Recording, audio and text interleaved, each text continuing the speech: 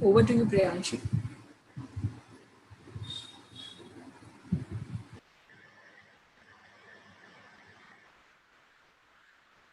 We can hear her. Priyanshi, we can't hear you.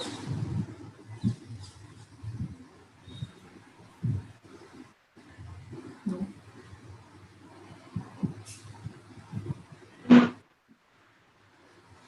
I guess now we can try.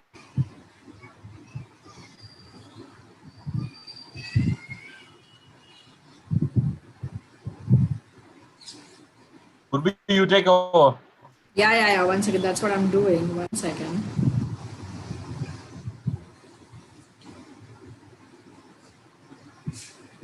Give me a second. 1 second.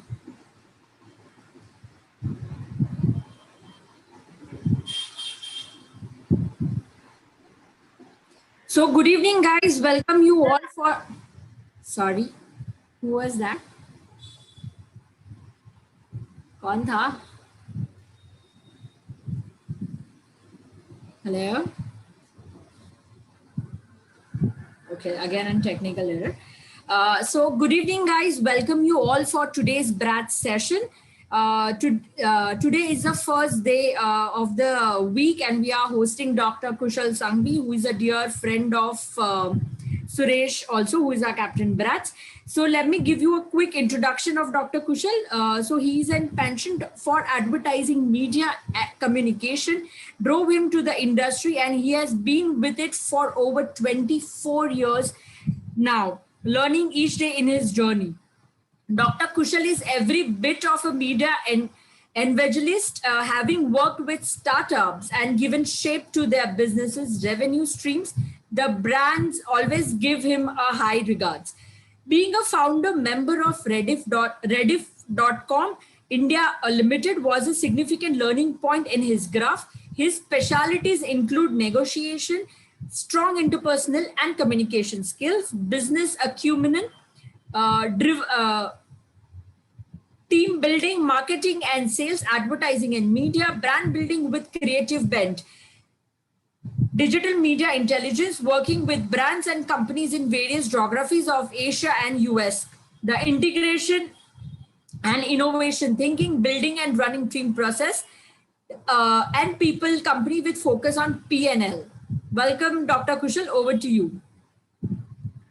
Thanks for the sort of warm welcome, Urvi, and it's a pleasure being with you, Suresh, and the overall team as well. And I must confess that, of course, I've been part of a lot of webinars as well, but it's always fascinating each time being with students across the world and even in India as well. And, given the times that we're living in, especially right now, I think that is more of a situation which is perhaps a phase that we're hoping to get out of pretty soon as well. And I thought, let me use this as a backdrop to try and kind of be able to sort of tell the young minds and many people who wish to have careers in the corporate world. It could be in media, it could be in marketing, it could be in technology, startups, and what have you as well. That I think what's really happening right now, I think if we try and, for a moment, forget the panic, forget all the paranoia, forget the anxiety, and try and take it more in a way of feeling, a way of learning from this situation. And when I say learning, it's more about trying to be able to understand that, the way that the country has moved in the last sort of even 2 decades. And given that I've been with digital for almost that amount of time as well, we've seen growth happening in terms of number of people getting onto digital, emancipating technology, utilizing new ways of doing things, and pretty much all of that. But I think what's really happened in these last, particularly 4 to 5 months, is maybe the fastest way people have actually tried to get onto that entire curve so quickly. And it's not about just students and people and you and me from bigger cities, which is, kind of getting more, uh, in tune with what's happening with technology, but it's actually that entire fascination of people in the smaller cities. I've been seeing reports coming out regularly from a lot of the larger companies who are in this process of doing research, market analytics, and statistics to sort of give us a perspective. So, what's really coming out as stories of success in India's time right now has been, I think, the largest growth of people in tier 2, tier 3, and even villages having now begun to use digital, have now begun to use it as a way of communication, have now to use platforms like WhatsApp, have now begun to use e-commerce in a much easier fashion, which was not something which they even knew of. And this has been, I think, the largest learning curve that we need to take. That I think with this, I think, space that we've sort of seen grow out in these last closer to about almost about 150 odd days, is I think a way to sort of step forward and think what could be the world perhaps 2021. And having said that, I'm going to try and just focus a bit more in terms of being able to draw thinking that how does one, for example, even as a student of the age of 19, 20, 21, say relevant in these times. And when I say relevant, it means that I think I've seen a lot of people in these times, of course, being challenged because they've not had jobs, or they've had layoffs, they've had salary cuts, and there has been a fair amount of that happening on one side. But we also have seen there are a lot of students who are finishing their B school and they've had a challenge to perhaps get into their first placement. Some of them have not got their jobs. So many have stayed, perhaps not being able to get their sort of summer placement, and many of those aspects. And having said that, which means that if it is being relevant in this space and yet being able to do something, and that's what I said to, therefore being able to be continually engaged, and engaged meaning in terms of being part of a lot of these formats of learning and honing new skills. And it could be being part of all of these webinars that you're doing and many others are doing as well. Or it could be the fact of, even if you're not part of a place that perhaps gives you that regular income, or if you're a freelancer, or if you're doing some sort of just a consultancy sort of job or something as well, for those people and for many other people challenged, I think you can utilize your own self well. And it's about trying to create your own relevance with people you start connecting with. And I'm therefore going to try and spend the next 3 to 4 minutes to try and talk about just the immediate ease of being able to connect with people on a platform like LinkedIn. And I think for many years, till a couple of years back, Jeff had used the platform only for people who were working, so only executives and people in the corporate space that were on the platform. But of course, now that students have that advantage to sort of get into LinkedIn at a certain age of being a student itself, which means that I think what happens with a lot of students is I've seen a fair amount of them reach out to me, and some of them are, of course, perhaps what I would call the talkative, chatty, trying to make communication easy to talk to kinds. And there's the other, which is the complete, what I would call the introvert, who would be needing that reason to sort of start that communication as well. So, which is why I think what you should perhaps do is, I think in times like today, uh, more than before, I think when we get a request from someone who we don't know at all, a student or someone completely with no common connections as well, there are times when maybe in the past we would have perhaps negated that request, or not sort of, or in our chores of life or in our busy routine, not accepted that as well. But I think when it comes now, and if it perhaps stems from the fact of some sort of engagement a student wants to make with you, or a young executive wants to make with you, for a reason to sort of say that I need this guidance, this support, this thing, or I'm challenged in this environment, I think it's a great way to make a start of a connection at least. So I would really want to uh, tell everyone in this platform, and spread this to as many people as well, that do not feel challenged, do not feel belittled. If you're reaching out to perhaps even a CXO or a CEO or a CMO, I don't think you should have any qualms to feel that because you're 19, you will not be accepted, or you will not have communication back. I think it's a great way to be honest, to have that element of just being curious to learn and share that. And I think with that comes this aspect of being able to kind of learn. And when I'm saying learning, is that I think when we're all in this situation together, and we've seen a whole wave of companies either topple down, companies exist, companies come into play of new sorts. But I think it's also the emergence of a new stream of people who I would think, if you really want to be in this entire ecosystem, to be regularly engaged with people, whether it is a business, whether it is creating revenue streams, whether it is doing a better job for yourself or any sort of better engagement, I think the time is to figure out in terms of what your second skill set is. And when I'm saying this, I'm really harping on the fact of saying that one is what we've been educated for and what we learn and what we sort of kind of really have to our degrees, or what our fascination of likes is. So for example, someone who's finished his BCom, MCom, MBA, or someone who's finished his engineering from IIT or whatever, and then he sort of got into a certain rule of some stuff. But I think beyond these degrees lies the fact of understanding, especially in these times. Now, how many of us perhaps can raise their hands, even amongst a group of 30, that what, in this time, a lot of the men have gone ahead and tried to help their women or their anyone, grandmom, wife, daughter, anyone in the kitchen. Or it could be the reverse, for example, that women have done something of even drilling a hole or doing other things in the house, because you realize that these are times wherein you've got to do that in the situation. But what I'm essentially coming to is the fact is not about doing this purely because of circumstance, but in this process, what we've realized, what we've gone back to is realize that what, we were really good in our school or growing years, perhaps in a particular sport. So, for example, those who sort of realized and gone back to playing a sport with their children, or those who inculcated maybe getting into art and craft, those who perhaps said, what, let me now suddenly try and write a poem for my sort of parents.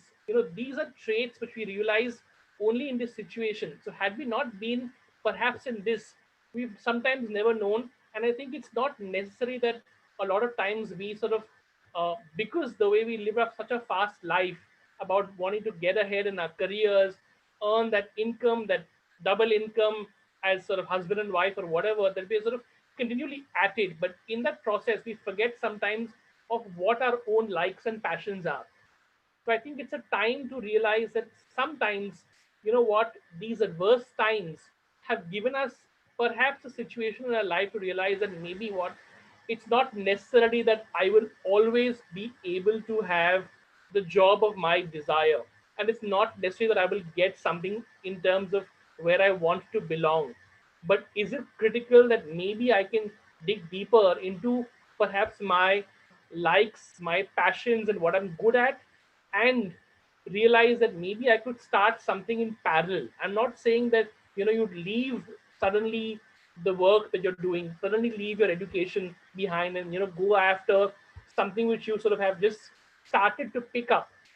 But if you can, in the process, do this, it, you never know, because what will happen is sort of 2 years from now, 3 years from now, God forbid, a COVID situation never happens, but perhaps in another time of adversity, or in the situation wherein you need to realize that maybe you can pick on something which you're good in, and you've been able to try and have an experience of, whether it is even baking 5 cakes, whether it was perhaps doing something which was being able to impart education to 5 people, whether it was perhaps being able to play a role of advising 5 companies, whether it was perhaps just able to spend time with 5 students like minded and just discuss freely, like what we're doing right now on this chat as well, about thoughts, expressions, or other things as well. That's a time of reflection and going back of what could have happened. And I'm sure we look at this back perhaps in 2023-24, look back saying that this is really what we did while we've been kind of all been in this sort of situation as well. And in this adversity comes the fact of also realizing, for many young people who are going to be perhaps taking those first professional leaps into their first careers, into their first jobs or whatever as well, to try and now put some pieces of thinking.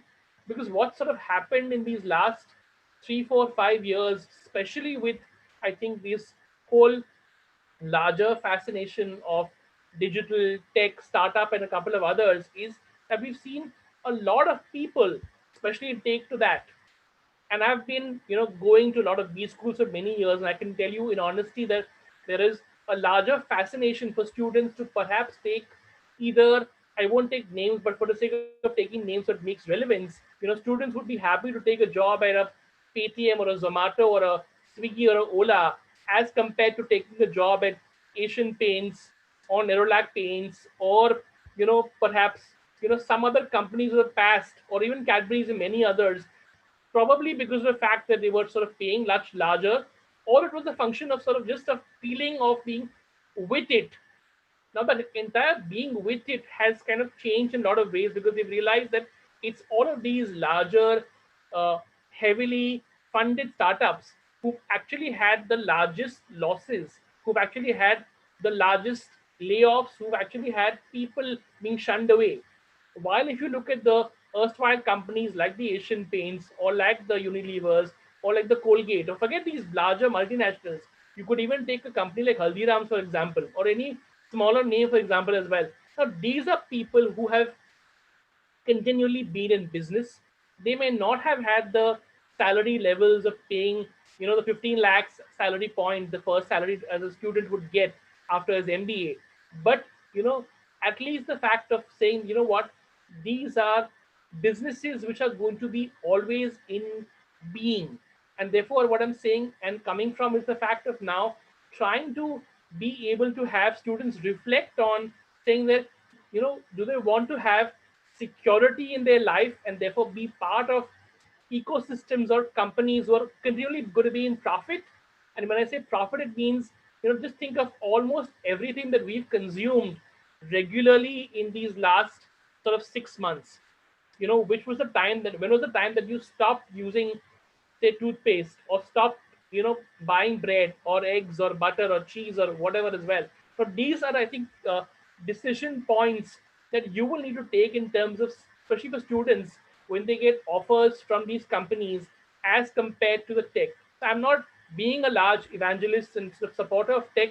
I'm not dissuading people to sort of be having careers in the tech, but it is only a thought lifter, especially with what's happened, to try and realize that if someone from a company, either someone from, say, L&T, who gave you a job offer, you would not say, oh God, I don't want to join a company who's sort of making cement and making bridges. I'd rather join a company as fashionable like Uber. So those would be practical decisions I'm sure lots of students went through in their sort of time. But I'm saying what is critical is for students and people to be engaged in finding out what's really going on, what's not really going on. When I'm saying that, it means that there have been some companies that have been more impacted than the others in lots of ways. Now, let's pick, say, one industry which is hypothetically, I'm just saying to begin with, which is the worst affected, which was, say, travel. Yeah, so therefore, the entire industry, which is aviation, hotels, travel agents, and you name everyone in that entire larger cobweb of people in travel, they've been worst affected. We don't even know how soon people are going to fly. We don't know how fast airports are going to run. We don't know, when hotels are ever going to feel that, what, we were ever in a situation of running 90% occupancy, because they've not had that for the last 5 or 6 months. Now, for these people and these companies to turn around, they will be also needing agility in terms of being able to make new business decisions.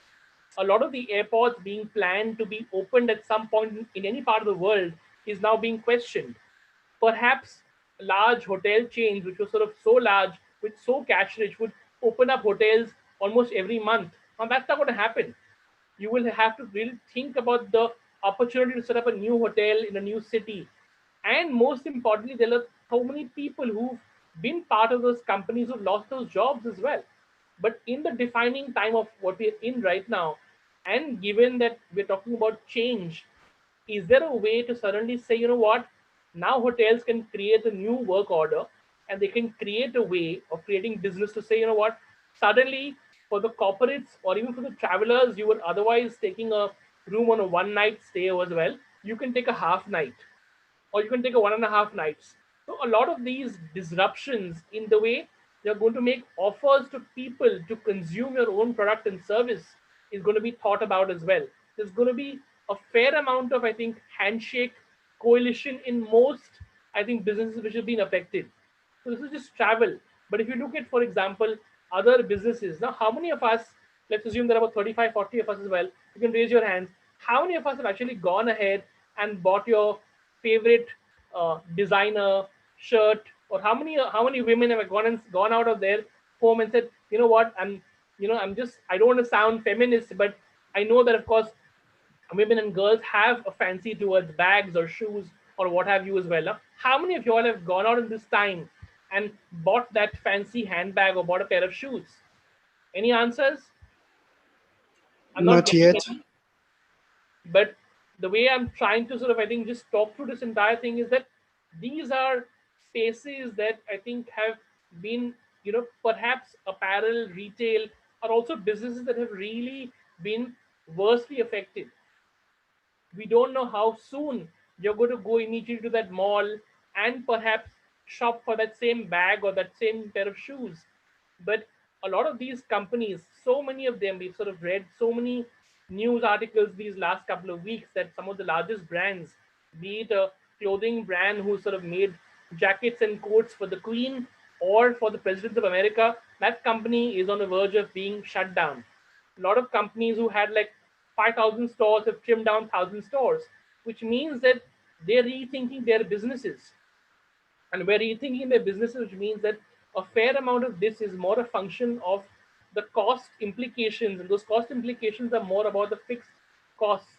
And therefore, fixed costs for a lot of these companies in retail, hospitality, and any of that comes with the large, massive rents you pay for being in business, which means that suddenly malls, which have been malls for so many years and mean you would go every weekend or whenever you wanted to just hang out there, will not be the place to hang out suddenly.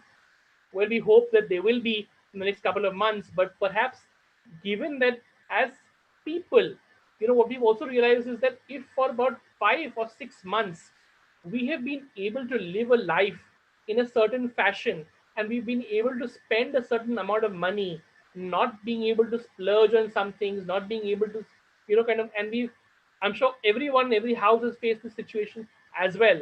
There have been some products and services and commodities that we have perhaps in our daily lives been able to either attune lesser of, or we've almost said we've not going to consume that as well.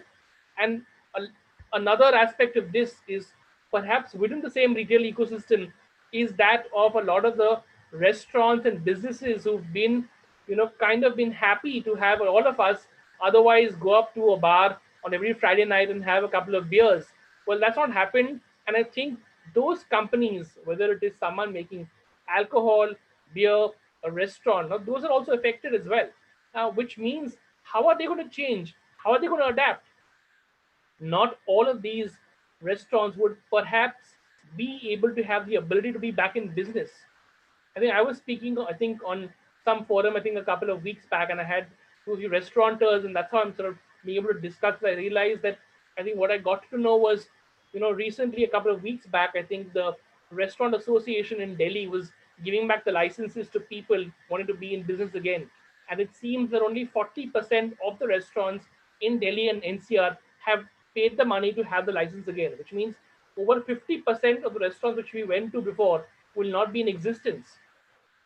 Now think about the sort of different, kind of ramifications from all of this, which means people who were earlier wanting to be part of this entire retail, uh, hospitality, hotel, food business or whatever is going to not be, having those many options for their careers.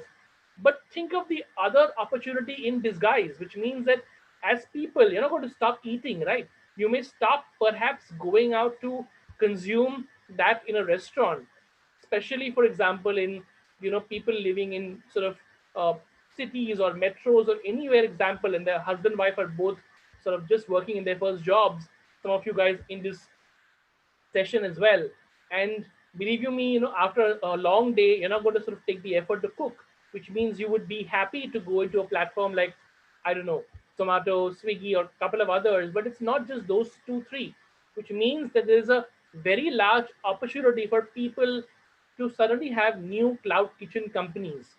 Now, those cloud kitchens will perhaps be of a different business in a sense of they will not be able to sell or will not be in good business if they sell at the price of those fancy restaurants or the five-star hotels, for example, which means that if people who have a keenness to be in this sort of industry also need to think of a new business opportunity, of a new way to present themselves, and to think about the fact that amongst even 40 of you all, if two of you all have been able to realize, you know what, actually have good culinary skills and I can actually make a good pasta and I can actually make a good chole bhatura, is it worthwhile for me to consider this? And back flipping to what my earlier discussion was, I'm not suddenly saying that leave what you're doing and suddenly become a chef, but I'm only thinking that yes, if you are able to keep this at the back of your mind and think that maybe I can engage in this company in a certain fashion and even try and create some value for themselves or for myself in a manner which works beautifully for both the people, it can work. So these are sort of just examples of the way of saying that you can be still relevant in these crazy times and maybe times even going ahead as well. But from this emerges the fact of saying that how perhaps are you going to be able to get out there to make your mark in your first opportunity job, especially when the fact is there's many more people out there with similar skill sets, with similar knowledge, with similar sort of various things behind them in terms of degrees, qualifications, or what have you as well, is to be able to let people, I think, know that there is someone like you out there in the World Wide Web, and you can utilize a lot of the platforms digitally to express yourself. And it's not just about expressing yourself on a platform like LinkedIn, which is highly professional, or now getting a little Facebooky as well because of the lot of different updates and content which comes on the platform as well. But if you're able to create opportunities using platforms like it could be a YouTube, it could be Instagram, it could be many others, just for people to know what you're all about. And I'm not talking here about being influencers or people with showcasing ability of writing well or speaking well or getting out there facing the camera and doing a photo shoot and putting up stuff as well. But it's more about the fact of saying that if you're going to be engaged in this sort of highly mobile, continually, connected world, people are going to be able to know that these are certain elements of your personality, and it's great to sort of be able to showcase that in a manner to be able to get to an opportunity that you perhaps want to belong to. There have been so many people who perhaps have been on sort of social platforms, but it is not a matter of, I think, what people mistake is the whole sudden belief or the feeling that, you know what, I should look at the way the world accepts me or looks at me or feels good. I think by that entire sort of what I would call a illusionary factor of what I call, engagement matrix, which is all about likes and comments and shares. And I think it's great to realize that I think see it, but do not take it straight into your mind or your heart, because this is only for that moment. What you are all about is right to be projected. There could be multiple times wherein you've perhaps written something on a blog. There could be times when you've perhaps done your first ever video shoot and put it up on Instagram just because you feel that you have a skill set of being able to take brilliant pictures or videos. And that should not stop you if you don't get the traction that you look to get, maybe the first, second, third, even 10th time. So I would really encourage people to get out there and start, and which means start, it doesn't necessarily mean that it's only about a one-way street, right? You need to be able to be engaged with people of a certain similarity as well. So for those who in this group, I don't know how many of you guys like to take pictures or like to take videos. Let's assume it's one or two, three people, for example, right? Which means if you have this skill set or ability, uh, and it's only a passion or whatever it is, let's assume for a moment that in this group of say 30, 40 people, there's just one person who owns a professional camera and takes good pictures, puts it up. But if he or she can start to perhaps make conversation with people in the similar space, start to follow people in photography, look at such other like-minded people it's that element of being able to, I think, be in your own space and grow that. So I think what's critical is to, I think, get out there and start to sort of do it. Don't be unnerved by the fact of suddenly saying that, you know what, you didn't get that traction on that post, you didn't get that comment from those 5 friends of yours, and any of that. That should not in any manner disturb you. But what, for example, for those people who, are those who feel that, you know what, I'm not really worth it. I can't have any of these skills. Neither can I write, neither am I a good speaker, and neither can I perhaps have the ability of taking good pictures or whatever as well. And what do I then perhaps upload or put up or express? Now, if you don't do any of these things, it's absolutely fine. And therefore, it means taking a perhaps different radical route to only follow different things and learn from what's being there. So these same spaces that we are at, whether it's a YouTube, whether it's a blog, whether it's Instagram, whether it's LinkedIn, whether it's different spaces, there are multiple people that we should make a list of. That, you know what, if I want to have a career in marketing, or if I want to have a career in analytics, or if I want to have a career perhaps in Internet of Things, if I want to have a career perhaps in financial investments, these are the 5 or 6 people I should start to engage with, read about, read what they write, and perhaps at a later stage, if you can start to even react to what they're writing, start to make conversation with them. This is great way to engage as well.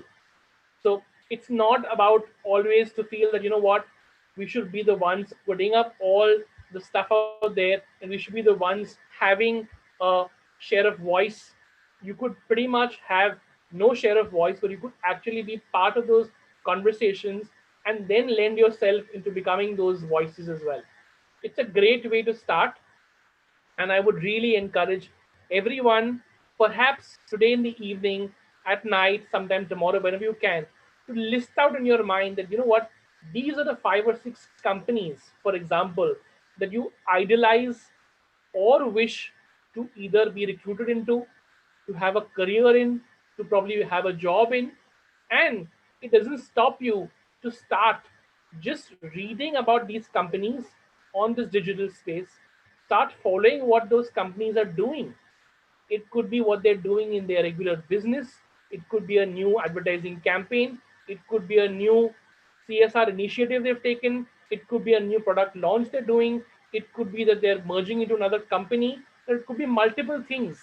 So even if you start with, my senses, don't take too long and think. Even start with just 4 or 5, or forget 4 or 5, even 3. Just make a wish list of these are the 3 companies that you ideally idolize. And I'm sure if I ask questions, let's ask a question. So let's break for about a minute. Let's have sort of any of you guys. Is there a wish list of 2 or 3 kind of companies that you all want to be part of? Anyone can answer. Yes, Kiran. I'm not hearing anyone. Tata. So one is Tata. Anyone has? Deloitte. I didn't get the second name. Yes, sir. Sir, Okay, ITC. Very good evening, sir. great. Deloitte, Nielsen and Young.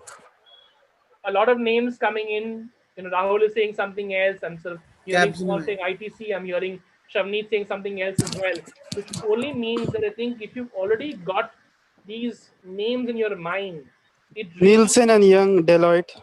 Deloitte. Yes. So, let's assume lots of these companies which are perhaps in your wish list.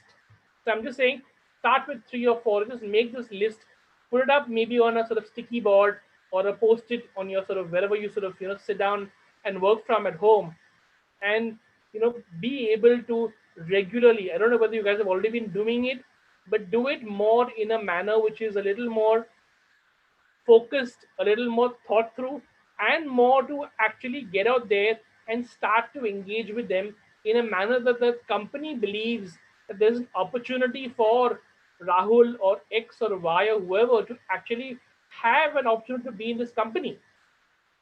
So I think times are changing. So it's not necessarily in terms of the companies perhaps putting up their kind of job opportunities, and the process of being in the regular routine of having the interview and pretty much that happening.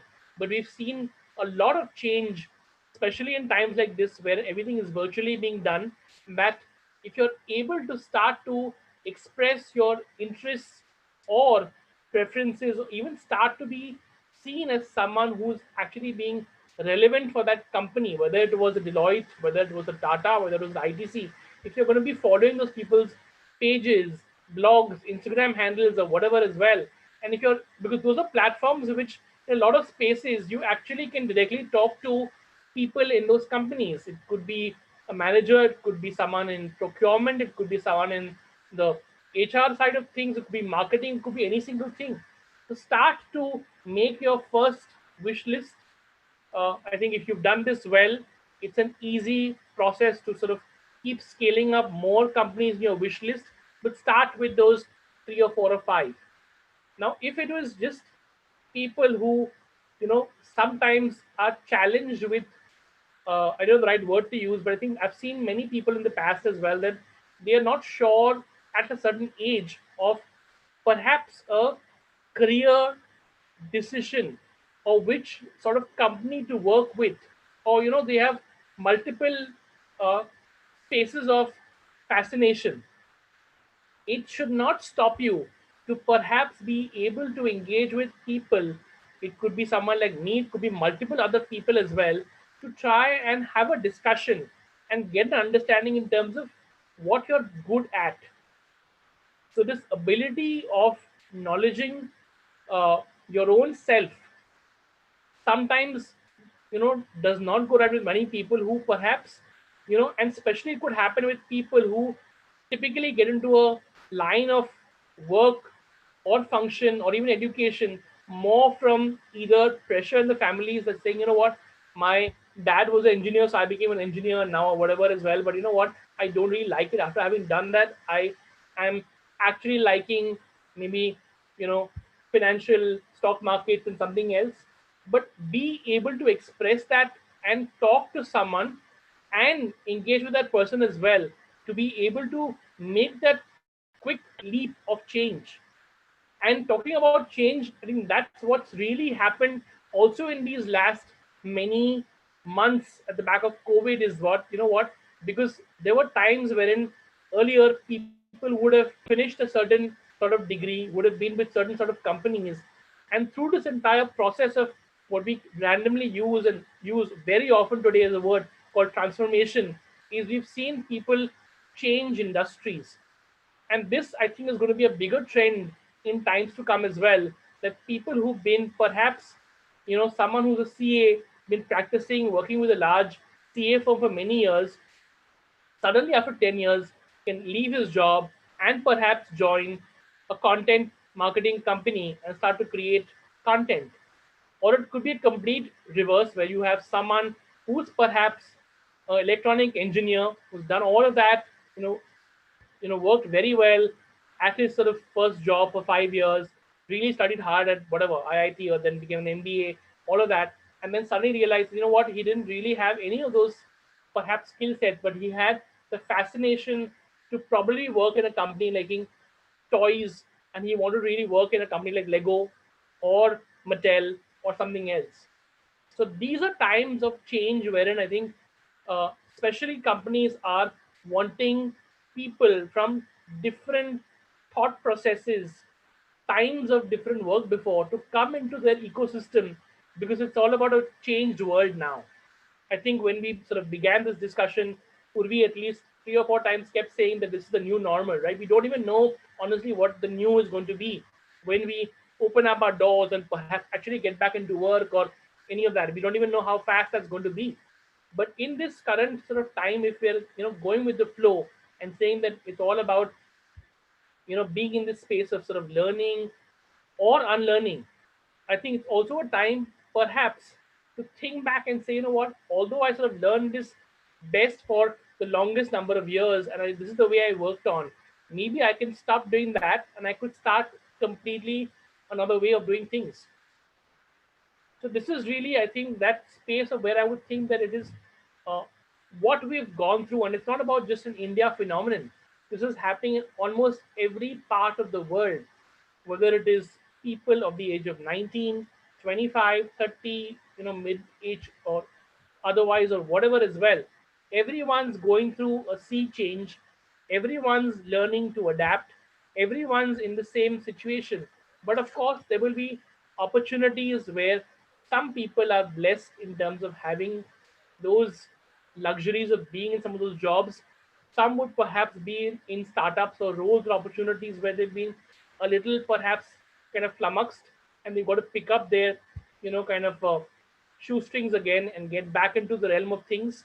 Or there could be multiple people, even from this group, who will say, you know what, I don't want to in any manner perhaps do any of these things, but in this time, I've realized what I'm best at.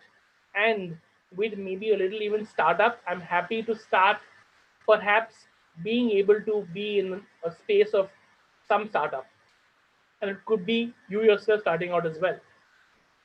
Now, having said that, which means that if you really want to be in the space of starting out as well, it's not like in the earlier days wherein it was all about just putting in large amount of capital and being able to kind of have the luxury of having an office or whatever. We've seen this work from home, which we're kind of living with, we're studying with today, and all of that, that this is probably going to be something which many companies will become part of their own way of working for many years ahead as well. But having said that, which means that if you have that ability to create something out of nothing, or to even have that dream to say, I want to make a startup, and my startup is all about with two friends. Now, remember that even in these times, that I think a lot of the times we've been in these situations wherein, and we've seen some of the largest successes of companies. It could be, a Facebook, it could be a Google, it could be many others, but those who you will think are larger than life examples I'm giving. But these also were started out by friends at some point of time. So if you're able to at some point mingle with two other people or even one more person and have similar wavelength, talk about something which is common, work on something which is perhaps a similar thought, it's not a bad time, especially with the opportunities the government is giving, especially with the opportunities perhaps that you have with other larger companies, which means today with the ability of using cloud services from a company, today with using you know e-commerce channels like WhatsApp, today with using tremendous amount of payment sort of solutions as well. You don't have to create a lot of these to start something. A lot of it can already be plugged in terms of what your core thought is, but it is more about thinking whether you really want to sort of do it. Often than not, we've seen and we know and we keep hearing that 1 in 100, 1 in 1,000 succeeds, right? So what happens more often than not is, what we keep saying to ourselves, what, no, I'm not going to be the lucky one in 1,000 who's going to become the next Paytm. So why should I risk myself? But perhaps this time which we have currently is also then trying to be able to even say that, what, maybe can I even just utilize these 2, 3, 5, 8, 10, 12 weeks to figure out, am I even made of a certain metal to be able to be an entrepreneur? And I think it's a great way of learning whether you're able to do that, because otherwise the flip side is, what, if you were running a regular income, being in a part of a company, earning a certain salary, and suddenly after 10 years you decided that, what, I want now to become a startup, and god forbid you put a lot of money and so much of your time and everything to sort of get out there to be that startup, and you lost it all perhaps in terms of just within a year as well. But unfortunately, fortunately, you can't do that later in a sense of things. So I'm just saying that utilize this time maybe to reflect and think that if you have. Now, it's not necessary that everyone must think this fashion. And I'm not using this as a way to provoke you all or to feel that everyone is made of a certain metal to have the ability to be a startup. It takes a lot of mental, state of mind. It takes a fair amount of, I think, your own thinking. It takes lots of things to say that, this is really what I want to do. And even for that, if you need to start to engage with people, to make discussions throw off ideas, throw off concepts, talk to people, like-minded mentors, people who are in VC firms or whatever. No harm reaching out to people and just sharing something. You don't need to share your overall full idea, but if you can at least talk that this is really what you want to sort of do, perhaps a third person will tell you that maybe there are five more people doing this and there's nothing great about what your idea is. Or you could have someone tell you, this is fantastic and I'm actually all guns for it, and maybe he or she will introduce you to someone who is perhaps more like-minded as well, and you could form a team. Now, these are all of these moments and opportunities which otherwise would not have come in so easily, so fast, but it is more, I think, given this backdrop, and I don't want to keep using that word as a backdrop to feel a sense of negativity or a feeling of saying that, oh God, we're missing the usual times. But let's use this more as a learning curve to be able to unleash what can happen for ourselves in the future, to make ourselves better in terms of in work. In It could be a lot of people on this sort of meeting are perhaps in the first year of their education, which means they still have few more years to go, which means how are you therefore going to be channelizing your own self to learn better the next year? How are you going to spend time perhaps reading more? How are you perhaps going to be being able to do more stuff differently as well? So this is a larger, overall discussion, given the fact that what's kind of at the back of what's happened, but more also with the fact of saying each of us have that unique ability to stand out there, to start making communication with people, to get there, get engaged in discussions, in meaningful conversations, or being part of even just reading, reflecting, writing, and all of those things which otherwise perhaps you would do rarely, but now make it as a part of your process, a part of your learning. If you can also now try and take out, maybe it can be with a simple start to sort of say, let me even take 15 minutes of my day every day on just being on either a blog post platform, or it could be on a platform like Instagram or something, but with the interest of learning and not with the interest of saying, oh God, I want to stalk people and see what my friends are doing on Instagram. Go ahead, no wrong about doing that as well. But I think what you need to sort of do is consciously make this effort to utilize this time to hone that ability to engage with people. And I think I'm only telling you this with a lot of experience that there are multiple people who have kind of reached out to me in the past and still do every single day as well. And I've seen a lot of them in the last many years getting out there in many ways and coming out as winners, starting businesses, being successful in terms of their sort of the company that in the right now, or anything else for that matter as well. So that's really what is kind of a glimpse of, I think, what's happened in the back.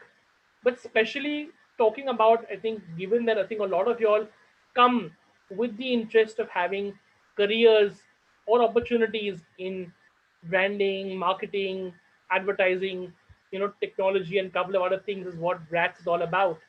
I think this is perhaps no time better than ever, because these are the spaces which really are going to be evolving far faster than before. We've spoken about the effect of technology and what that's done with just changing the way we are as customers, as consumers, as people, and any of that as well. But because of this, we realize that suddenly we're in that space of expressive content, the way we consume content.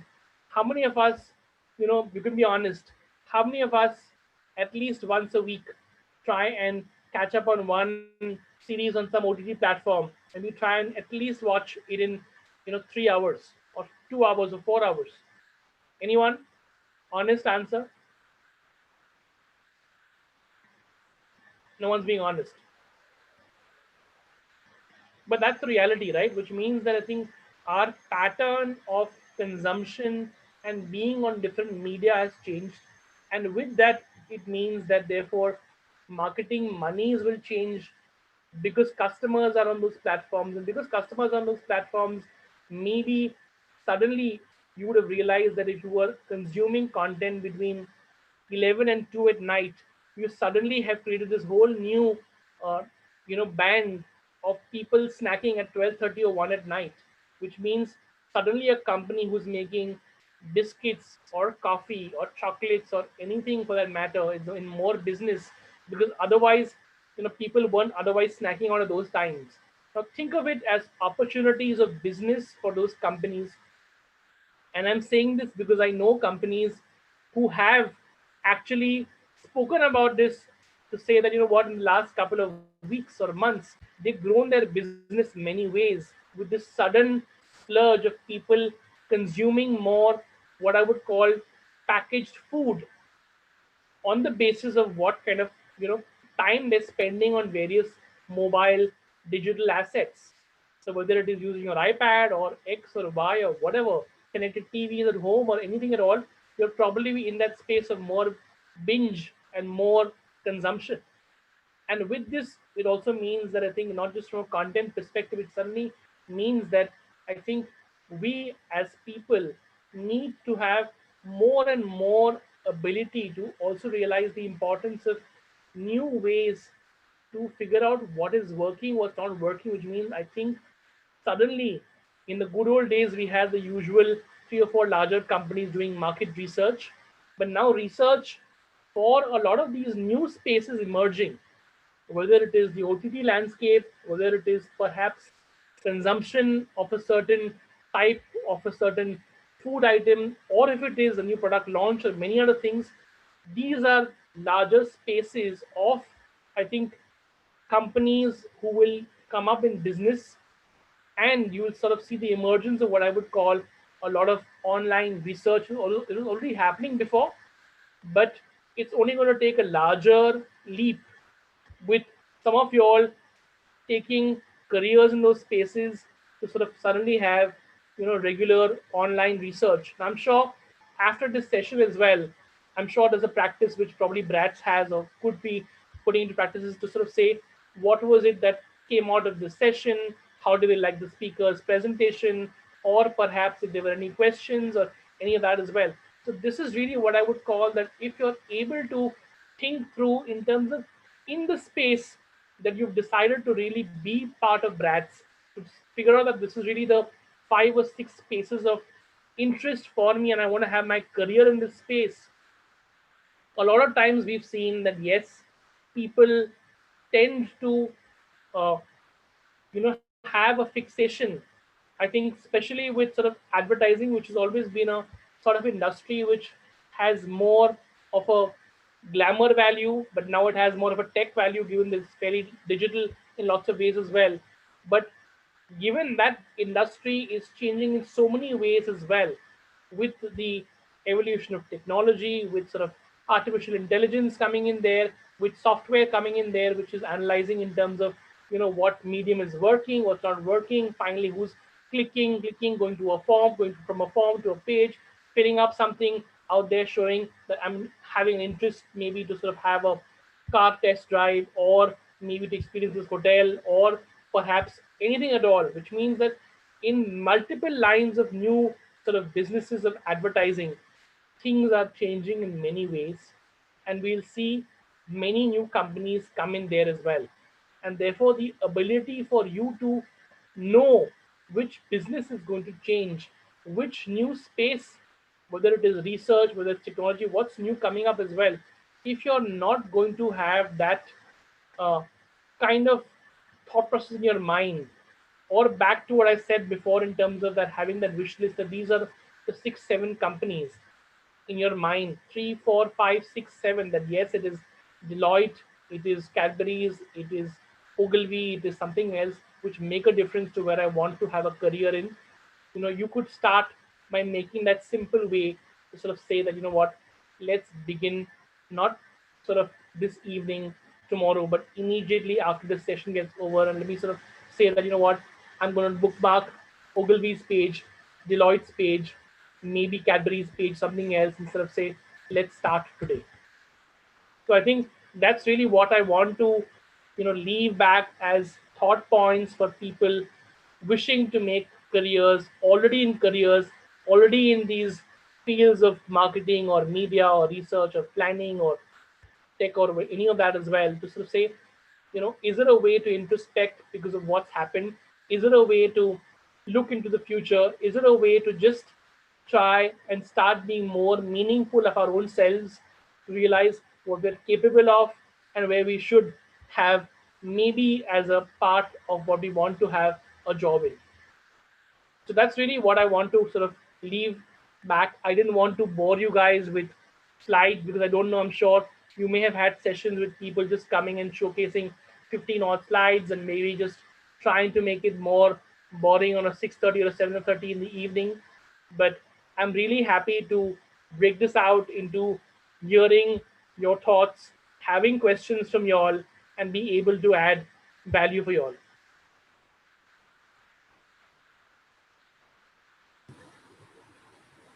Wow, that was one of the very good, non-slide session. So, guys, I think Dr. Kushal has ended what he wanted to say for today's session with a note on, bookmarking your companies and all. And now we are open for Q&A. So, guys, if there are any questions, kindly raise your hand so that we can take up questions. Hello, am I not audible at all? I can hear you, Purvi. Yeah, because there was. I'm guessing that they're still thinking through, and if they've got any questions, or it's already a Tuesday evening, and they're like, it's 7:30. Oh God, let me sort of now. I've heard so much about food and drinks and snacking. Let me Exactly. suddenly get my hand out and put my hand onto the closest Budweiser bottle I can get at home. So, anyways, we have one hand raising from Shubham. Shubham, yes, you can go on and ask your question. Where are you, Yeah, Shubham? a very good evening, sir. Yes, good evening, Shubham. How are you? Sir, I'm really fine. Actually, sir, it was a really good surprise because we don't expect such seminars without any slides. And to my surprise, it has been insightful enough to not look at the slides and focus more on the words and the thoughts that you have put. And sir, the one thing that I wanted to know was as you have been telling about that being present on various digital platforms and aim for the companies and make the wish list of the companies. So as all people have been focusing on it, and as there are so many technologies and different processes, or we can say different norms the companies are applying, so should we organize our skills according to the company we have chosen, or should we focus more on our skills only? I think your question is beautifully asked. And if you kind of Yeah. try to go through what I first discussed with y'all, I think what I first itself told you was that try and understand what you're made up of, because you know your own skill sets the best. Your mentors would know it, your professors would know it, your parents would know it, or even you would know it, right?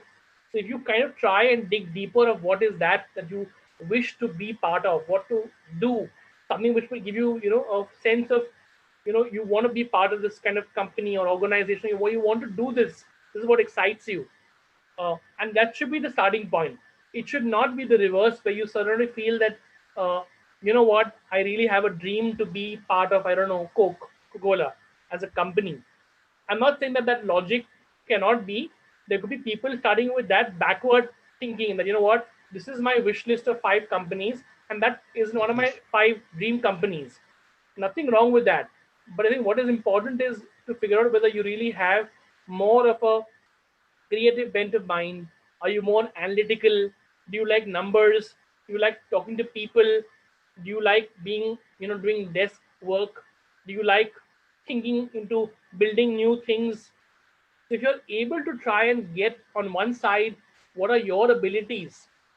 And simultaneously try and have this, I would call a wish list, or just a certain, prospective list of companies you idolize with. Forget the fact of saying that they are your dream companies to work in.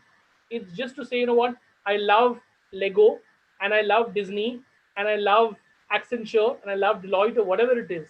But have these both plotted out. but understand your own self first.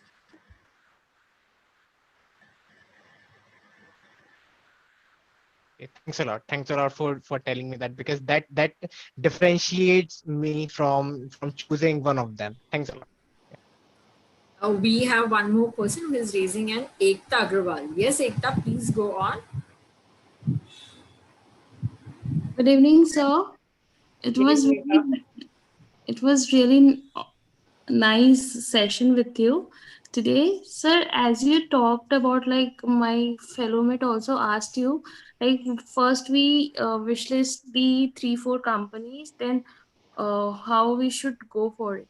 So in companies there are different roles and responsibilities are there.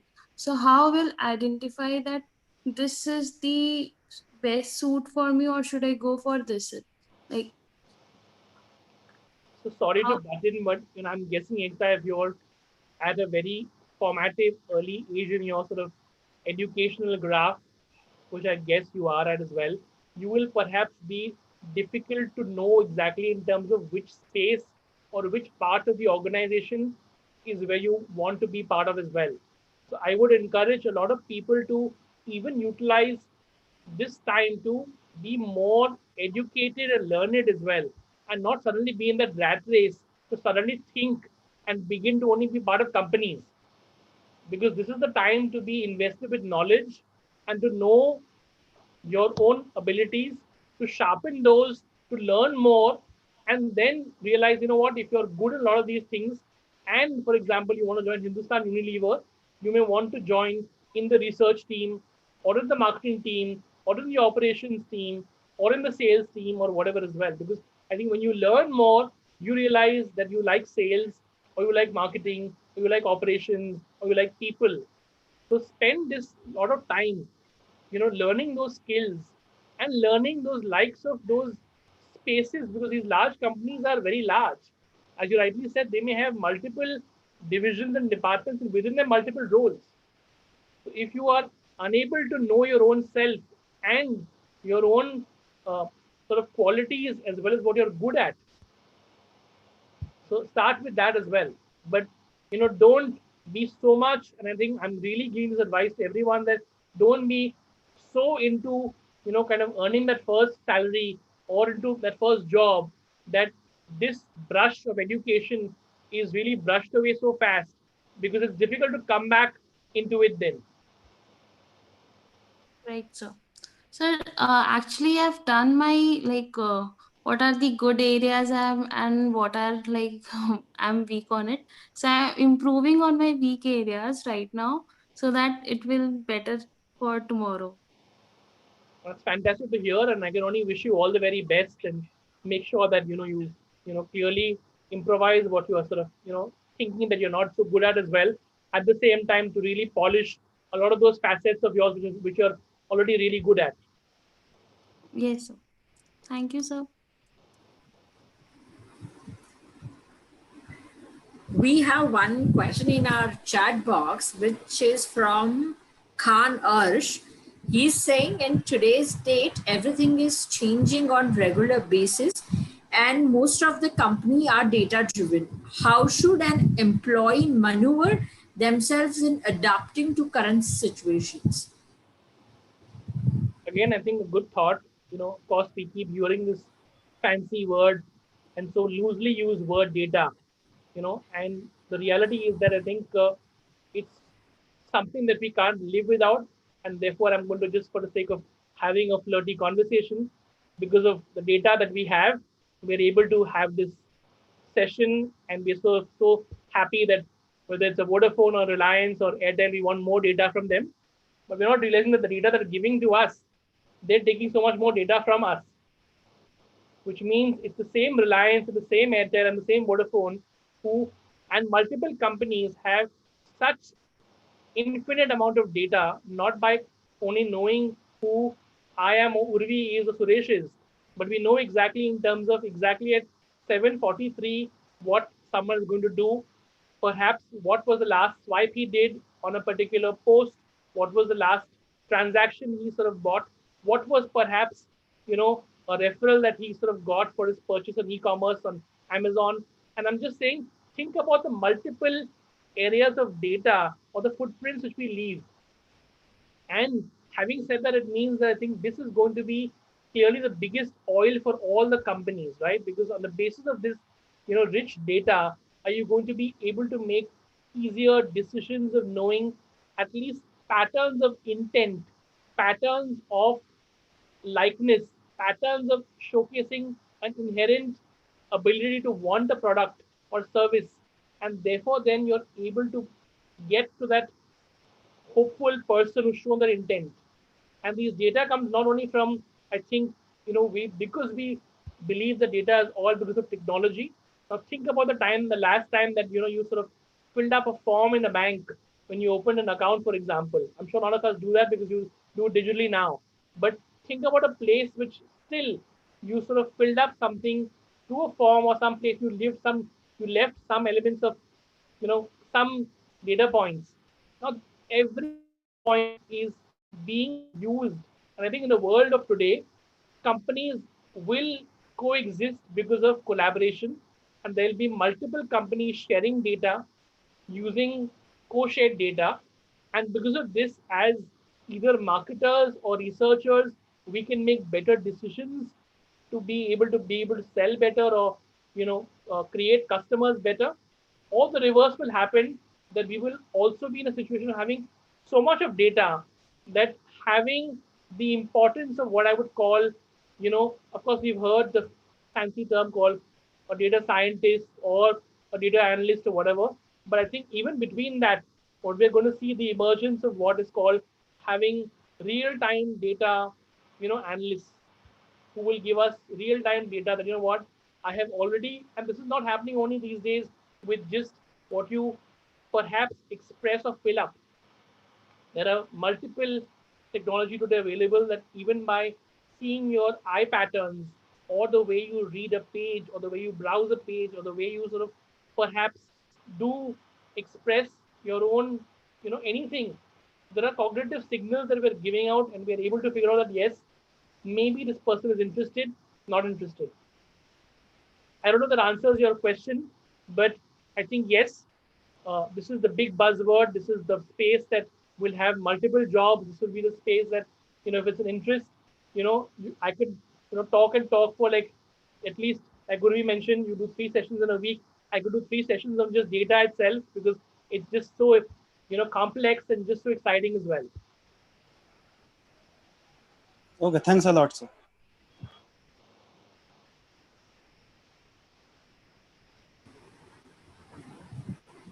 Wow, guys, we can take one last question if there is any.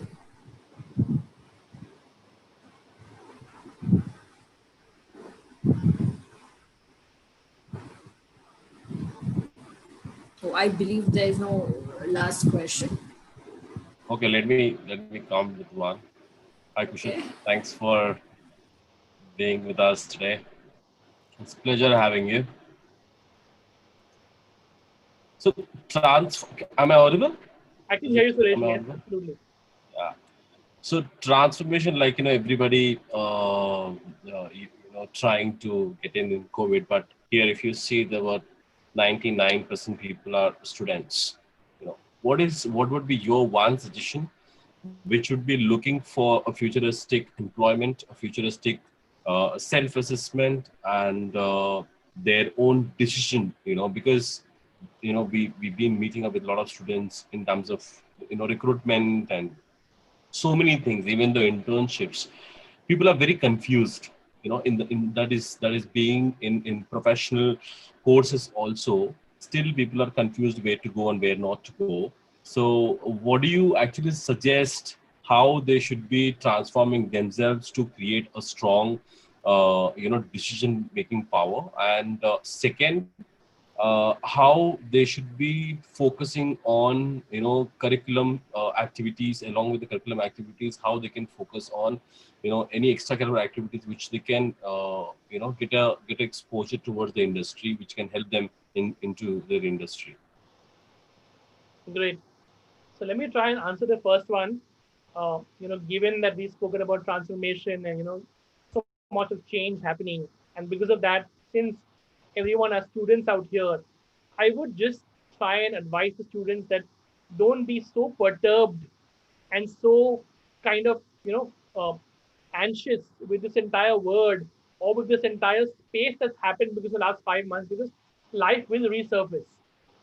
And what we need to also realize is to sort of feel that students at the age of 20, 21, 22 should perhaps go with a bit of the flow and don't get so unnerved that you want to suddenly fast forward your life or you suddenly want to grow into becoming that first executive. So I think if you're able to follow that path of education and go through that regime of learning, in that process, understanding what you're good at, what you're not so good at, to become better in terms of what you're good at, to try and learn more new skills. I think that's the way to perhaps look at this time, or not just look at this time, but I think as the world is sort of changing, as and I think education systems are changing, as everything is changing as well. But suddenly, let's not cut short this. So suddenly, students who are saying, you know what, I would have otherwise spent 2 years doing my MBA, can I now do it in 6 months? And I want to suddenly join my first job. I would tell a student that I think just rethink what you're saying, because you can't cut short on something which is most critical, because it gives you the ability to know and unknow of your own self. So go through this regime, go through the process, go through the learning pattern. Having said that, at the same time, as you rightly had the second question as well, if you're able to have either time for new skill sets, if you're able to put your time into some extracurricular activities, and these activities could be of any sort. I don't think today there's anything right or wrong for someone to look into space, or for someone to look into a frying pan, or for someone to put up a roller skates and go off in the evening as well. So there's nothing wrong, there's no taboo, and you shouldn't feel that a girl shouldn't do roller skating or a boy shouldn't look into the frying pan. So have this element of trying to explore the unexplored part of you, develop those extracurricular skills. And extracurricular skills are not necessarily is what in the MBA schools or the business schools, in terms of saying, you know what, this is about trying to understand your cognitive side or analytical side or your elocution side or your creative side. I'm speaking a different thing completely. I'm saying that you could clearly say, I want to spend time in the evening, look at the birds in the sky. It could be as simple as that, and to realize that from that comes this aspect of realizing that you want to be closer to nature, you're good with photography, you want to have a passion to join National Geographic, and you never know that suddenly after 10 years, you may suddenly become the head of National Geographic in times to come. And you never thought this would happen because you were actually meant to be a chemical engineer. But you realize that suddenly after 10 years, you are now making films of lions and zebras.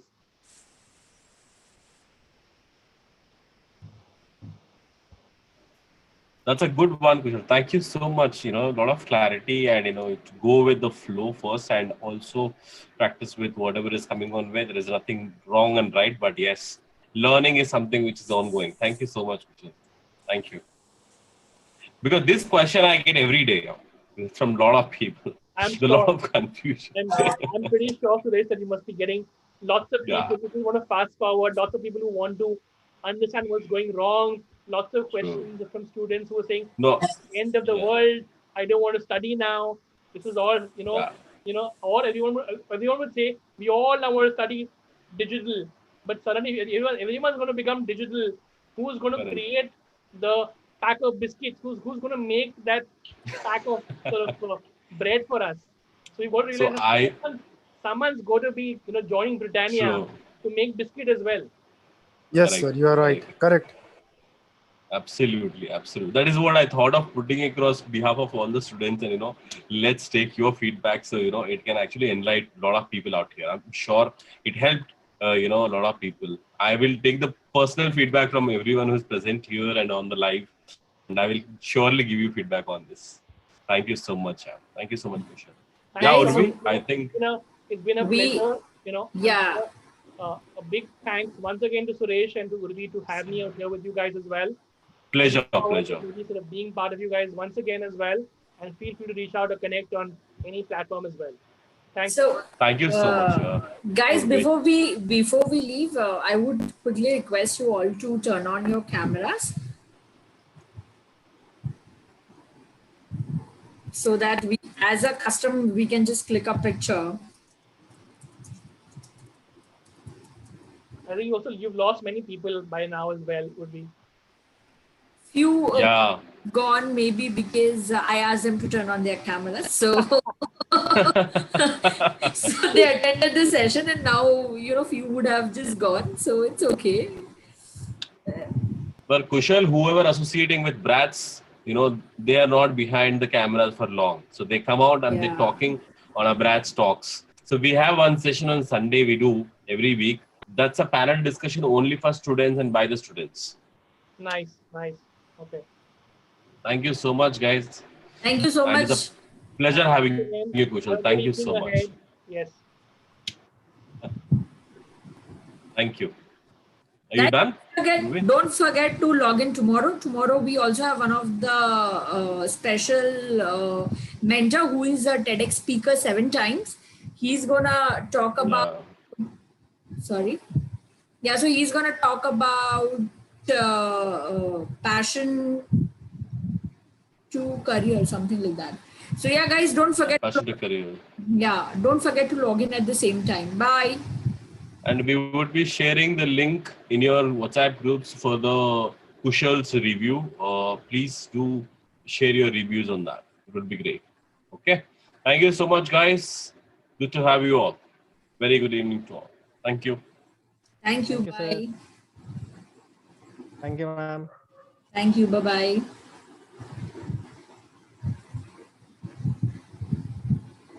Thank you, ma'am.